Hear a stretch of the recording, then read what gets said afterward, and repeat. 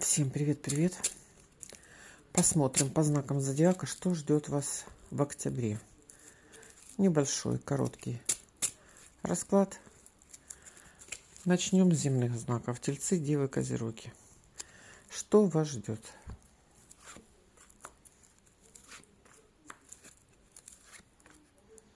Какая-то неприятная ситуация, связанная с дорогой, с казенным домом. Видите? Что это такое? Интересно. Вопрос быстро решится. Вопрос быстро решится. Но все-таки ситуация. Что это за удар? Ну, что-то связано с каким-то казенным королем, видите? Ждет какая-то негативная информация. Удар и радость.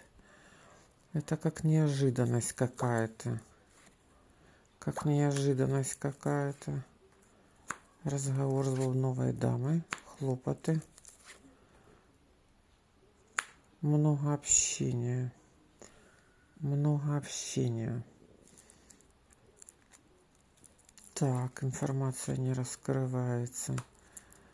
Вы ждете получения результата. Вы ждете встречу нечаянную. Переживаете. Что для вас важно? Для вас важна какая-то информация с дальней дороги или о дальней дороге. Или вы стоите перед выбором. Ехать, не ехать. Значит, в октябре будут стоять вопросы, связанные с какими-то опасностями, с каким-то выбором. Ехать, не ехать. На самом деле будет выбор такой. Сейчас выбор вы сделаете. В ранней дороге.